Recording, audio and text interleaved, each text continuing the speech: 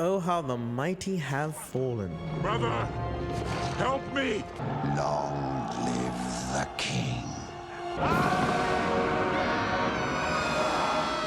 Episode 1 of Uzumaki was met with some really good feedback. If we take it even further back in time, judging on the trailer, this might be the first Ginger Eater anime adaptation, scratch that, any adaptation, to not look ridiculous. But then episode 2 dropped, and look at Spiral. The drop in animation quality was extremely noticeable. Look at them run. Look at this drawing error. We went from rotoscoping and CGI that was pretty well masked to JPEGs being moved across the screen like they have arthritis. There's so many examples of shortcuts where they just use still frames just to keep the animation to a minimum. Don't even get me started on the lip syncing. Berserk fans are smiling because they're not alone. Believe in me who believes in you. I don't really need to go into the context of the plot, but it's a horror with the main theme of obsession. What makes it stand out from the other Ito stories I've read is that I actually grew pretty attached to the characters instead of having them being isolated in a short story. This guy's a hero. I love this dude. But context you do need to know if you're not coming from the manga is that it's 19 chapters. That pulls out to 3 standard volumes. Each chapter is basically a subplot of strange curses happening in the town. Now, all of that is being condensed into 4 20-minute episodes. 420. The problem is obvious. Pacing. I will admit that I didn't feel it too much in episode 1. Cutting up the chapters so that some of them happen simultaneously does make it flow a bit more linearly as a single story. But too much is happening at once. Also, the climax just don't have the gravity in this form.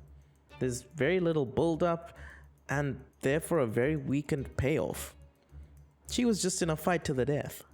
The manga chapter basically ends there with her opponent being fully cursed. In the anime, she crawls into the woods to try and find her classmates directly afterwards.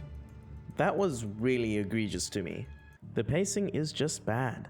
It was noticeably bad in episode 2, especially when I realized that this is us, halfway through the series. There's no way it's getting better. You have to take a step back and think, how did we get here? This anime has been in the works for 5 years, and granted, a disease caused delays, but how is it even fathomably possible that we have waited this long for 80 minutes of bad pacing and 60 minutes of a kid's Blender project? In now deleted tweets, Toonami senior writer and producer Jason DeMarco said, summarized, we knew this would happen. The options were A. Not finish and air nothing and call it a loss. B. Just finish and air episode 1. Or C. Run all 4, warts and all. After waiting so long, it makes sense people would be mad. Someone is definitely at fault here. We all just had to do our best when things imploded. You're welcome to pause and read the rest of it. This does show that there was a lot of discontent with how this work was managed within the production team. This leads to something people picked up almost immediately. Why is the animation studio in episode 2 different? Why is there a different director? And why is so many of the staff changed? Okay, maybe that's not fair to say, because obviously if the studio changes, a lot of the staff changes. But what led to that decision? The previous staff took too long. I guess it was 5 years. Maybe other internal disagreements. Unfortunately, we'll never know.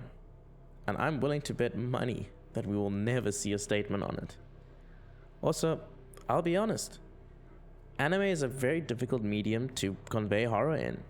I filmed myself watching this thinking it'd be great for Halloween, and I mostly sat and laughed at how ludicrous it looked.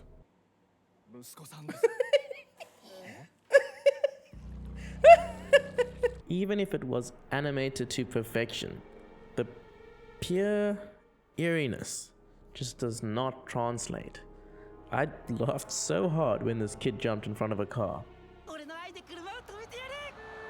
Bro, what? That probably wasn't supposed to be funny. The only thing that made me feel uncomfortable was the gore when this lady took off her fingerprints. Unfortunately, anime takes out the aspects of tension and uncertainty that can make a manga reader feel unsettled. People who have never read Uzumaki will not be scared, and fans that have will just leave episode 2 disappointed if they weren't already. This project was ruined when there was a decision to condense every chapter into 4 episodes. This might be the ultimate case of putting 90% of the budget into the first episode, just so we can grab people's attention. This work, like most of Junji Ito's, seems to be cursed by the spiral. Whoa, scary stuff there. If you like scary anime, movies, cartoons, series, subscribe. That's the theme we're going for this month with good old Spooktober. Until next time, I'll see you then. Cheers. I forgot to mention, but thank you to r/Uzumaki for supplying me with a lot of those photos of all those horrible animation. You guys have been on point, finding those, sleuthing that, and I have included links for every source that I got from there in the description.